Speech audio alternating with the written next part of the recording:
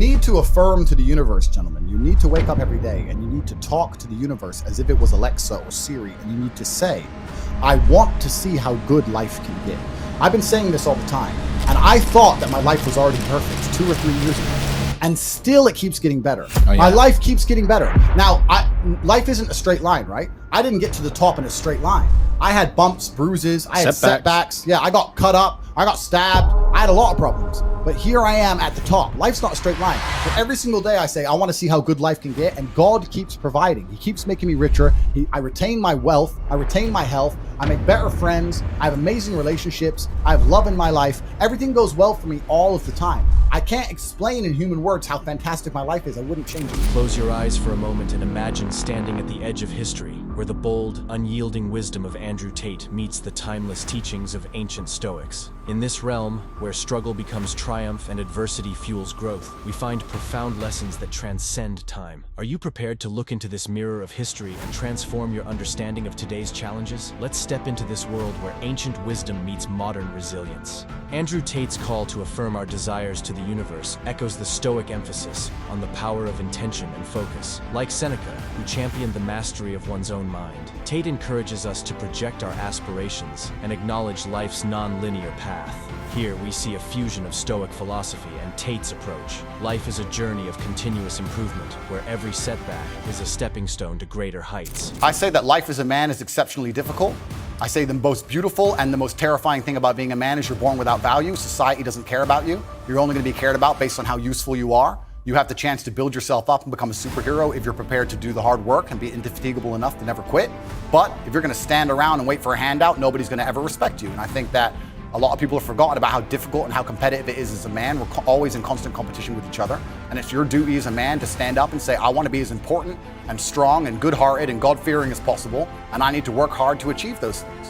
Dame Sheila Hancock says we've become too over-emotional as a society, crying too much about everything. Has she got a point? She's completely right. And the dangerous thing about overly emotional men is that they're dangerous. They're genuinely dangerous. This is what's crazy. All these people who talk about toxic masculinity and how bad it is for men to be traditionally masculine. A traditionally masculine man does things he doesn't feel like doing because it is his duty to do them. He charges into the building because it is his duty. Not because he feels like it, because it is his duty. We're now teaching the new generation of men that they don't have duty and they can just act on their feelings and act how they feel, and they don't have to act as a man should. Do you know what happens when you get men who just act how they feel? You get school shooters, you get violence, you get rapists. Men who do not control their emotions are dangerous. If you find a man who is stoic, he's not going to hurt people. He's going to sit and think about his actions very carefully, and he's going to be a good man who protects and provides for his family. You find a man who just acts out on impulse and does whatever he feels like, you're going to find a dangerous man. Sitting here telling men to cry more and act with their feelings and it's okay to feel this way, that way, etc., and have no self-control. That is why we have the problems we have in the world. Absolutely and utterly wrong. So when they talk about toxic masculinity, they have it completely inversed on its head, completely and utterly wrong. We need to be teaching Stoicism. We need to be teaching young men to understand that the world is very, very difficult. It's hard to be a man. You're going to feel bad sometimes. You just suck it up and perform anyway. Not to sit there and cry your eyes out or blame other people. Tough being a woman too in modern society. It's certainly tough being a woman, but I'm not a woman, so why would I speak on issues I do not understand? I'm a man. You can feel an empathy for women. I feel empathy, certainly, but I do not understand their issues. Tate asserts the harsh reality of a man's life, emphasizing the need to build value and significance through relentless effort and resilience. This mirrors the Stoic belief, as taught by Marcus Aurelius, that virtue and character are forged in the furnace of adversity.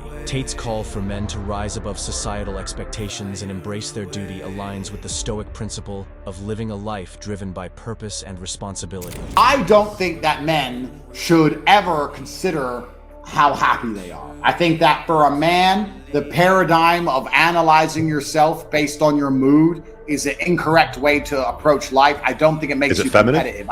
I just don't think it makes you competitive. I feel like as a man, life is ultra competitive and you're constantly competing against other men, whether you realize it or not. The girl you want, other men want. If you get her, it's a competition. The dollar you want, other men want. If you get it, it's a competition. The status you want, other men won. If you get it, you won the competition. Man, life as a man is hyper competitive, and you need to build a mindset that allows you to compete at the highest echelons and the highest levels. And in my experience, the people who compete at the highest levels are not people who have any concern or care for how they feel on the day. You are a man with duties, you're a man with responsibilities, you must perform, you have things you must do, and you must do them regardless of how you feel. Whether you feel happy or you feel sad, you must still train. So considering it's not going to affect your actions, why even take it into consideration at all? Why does it matter? I don't look at myself and go, how do I be happy? I look at myself and go, how do I succeed and do everything I want to do and become competent and be successful? That's what I'm worried about, achieving my goals daily. Happiness is a byproduct. It's a side piece. But if you're going to wake up and go, I want to be happy, well, yeah, to a degree it's feminine. It's also very childish because only women and children are so obsessed with happiness. But it doesn't make you competitive, because if